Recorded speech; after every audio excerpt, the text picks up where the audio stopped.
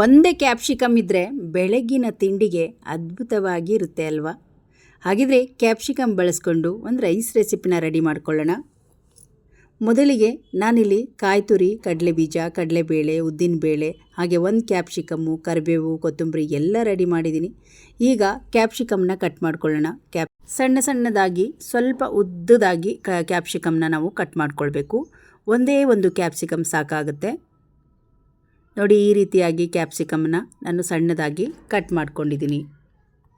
Capsicum ಸ್ವಲ್ಪ ದಪ್ಪ ದಪ್ಪ ಆದರೆ ಮತ್ತು ಚೆನ್ನಾಗಿ ಬೇಯೋದಿಲ್ಲ, ಹಾಗಾಗಿ ಸಣ್ಣದಾಗಿ ಕಟ್ ಮಾಡಿಕೊಂಡು ಸ್ವಲ್ಪ ಕೊತ್ತಂಬರಿ ಸೊಪ್ಪು, ಹಾಗೆ ಒಂದು 2-3 ಹಸಿಮೆಣಸಿನಕಾಯಿ ಅದನ್ನು ಉದ್ದಕ್ಕೆ ಕಟ್ ಮಾಡಿ ಹಾಕಿದ್ದೀನಿ. ಕರಿಬೇವು ಸೊಪ್ಪು ಬೇಕಾಗುತ್ತೆ, ಅದನ್ನು ಕೂಡ ಇಟ್ಕೊಂಡಿದ್ದೀನಿ. ಇದಕ್ಕೆ ಒಂದು ಪೇಸ್ಟ್ ರೆಡಿ ಮಾಡ್ಕೊಳ್ಳೋಣ. ಇವಾಗ ಒಂದು ಚಿಕ್ಕದಾಗಿರುವ ಮಿಕ್ಸಿ ಜಾರ್ ತೊಗೊಂಡು ಅದಕ್ಕೆ ಸ್ವಲ್ಪ ಕೊತ್ತಂಬರಿ ಸೊಪ್ಪು, ಒಂದು 3 ಹಸಿಮೆಣಸಿನಕಾಯಿ, ಹಾಗೆ ಒಂದು ಬಿಲ್ಲೆ ಗಾತ್ರದ ಶುಂಠಿ, ಸ್ವಲ್ಪ ಕರಿಬೇವು ಸೊಪ್ಪು, ಒಂದು ಅರ್ಧ ಬಟ್ಲಾಗುವಷ್ಟು ಕಾಯಿ ತುರಿ ಹಾಕಿ ಇದನ್ನು ತರಿಯಾಗಿ ನೀರು ಹಾಕದೆ ಇದನ್ನು ಪೇಸ್ಟ್ ಥರ ರೆಡಿ ಮಾಡ್ಕೊಳ್ಳೋಣ.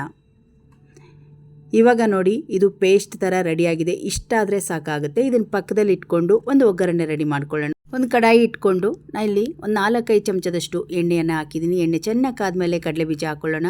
ಕಡಲೆಬೀಜ ಮೀಡಿಯಂ ಫ್ಲೇಮಲ್ಲಿ ಚೆನ್ನಾಗಿ ಗರಿಗರಿಯಾಗಿ ಫ್ರೈ ಆಗಬೇಕು. ಅಲ್ಲಿವರೆಗೂ ಇದನ್ನು ಫ್ರೈ ಮಾಡ್ಕೊಳ್ಬೇಕು. ಗೊತ್ತಾಗುತ್ತೆ, ಕಲರ್ ಚೇಂಜ್ ಆಗುತ್ತೆ. ನಂತರ ಉದ್ದಿನಬೇಳೆಯನ್ನು ಹಾಕ್ತಾಯಿದ್ದೀನಿ. ಈಗ 1 ಚಮಚದಷ್ಟು ಕಡಲೆಬೇಳೆಯನ್ನು ಹಾಕಿ ಚೆನ್ನಾಗಿ ಒಂದು ರೌಂಡ್ ಮಿಕ್ಸ್ ಮಾಡಿಕೊಂಡು ಸಾಸಿವೆ ಜೀರಿಗೆಯನ್ನು ಸ್ವಲ್ಪ ಹಾಕಿದ್ದೀನಿ. ಈಗ ಮೀಡಿಯಂ ಫ್ಲೇಮಲ್ಲಿ ಇಟ್ಟು ಇದನ್ನು ಚೆನ್ನಾಗಿ ಫ್ರೈ ಮಾಡಿಕೊಂಡು ಈಗ ಒಣಮೆಣಸಿನಕಾಯಿ ಹಾಕ್ತಾಯಿದ್ದೀನಿ. ಒಣಮೆಣಸು ಮತ್ತು ಹಸಿಮೆಣಸನ್ನು ಎರಡೂ ಹಾಕೋಬೇಕಾಗುತ್ತೆ, ರುಚಿ ಚೆನ್ನಾಗಿರುತ್ತೆ.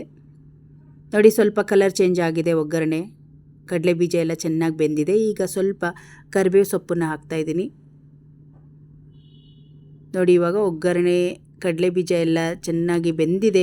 ಈ ಸಮಯದಲ್ಲಿ ಸ್ವಲ್ಪ ಅರಿಶಿಣ ಪುಡಿ ಹಾಗೆ ಕಟ್ ಮಾಡ್ಕೊಂಡಿರುವ ಕ್ಯಾಪ್ಸಿಕಮ್ನ ಹಾಕ್ತಾಯಿದ್ದೀನಿ. ಕ್ಯಾಪ್ಸಿಕಮ್ನ ಕಡಲೆಬೀಜ ಎಲ್ಲ ಚೆನ್ನಾಗಿ ಬೆಂದ ಮೇಲೆ ನಾವು ಹಾಕ್ಕೋಬೇಕು.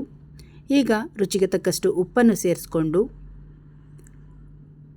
ಇದನ್ನು ಚೆನ್ನಾಗಿ ಮೀಡಿಯಂ ಫ್ಲೇಮಲ್ಲಿ ಇಟ್ಟು ಬೇಯಿಸ್ಕೊಳ್ಳೋಣ. 1 ನಿಮಿಷಗಳ ಕಾಲ ಇದು ಬೇಯಬೇಕು. ಕ್ಯಾಪ್ಸಿಕಮ್ ಏನಾದರೂ ಸ್ವಲ್ಪ ದಪ್ಪ ದಪ್ಪ ಆದರೆ ಚೆನ್ನಾಗಿರೋದಿಲ್ಲ. ಸಣ್ಣದಾಗಿ ಕಟ್ ಮಾಡಿ ಈ ರೀತಿಯಾಗಿ ನಾವು ಫ್ರೈ ಮಾಡ್ಕೊಳ್ಬೇಕು. ಕ್ಯಾಪ್ಸಿಕಮ್ ಅಂದರೆ ರೈಸ್ ಐಟಮಲ್ಲಿ ಮಾಡೋಕ್ಕೆ ತುಂಬ ರುಚಿಯಾಗಿರುತ್ತೆ, ಪಲ್ಯ ಚೆನ್ನಾಗಿರುತ್ತೆ, ಹಾಗೆ ಇದರ ಪಲಾವ್ ಕೂಡ ತುಂಬ ಚೆನ್ನಾಗಿರುತ್ತೆ. ಇವತ್ತು ಮಾಡೋದು ಚಿತ್ರಾನ್ನ ರೆಸಿಪಿ.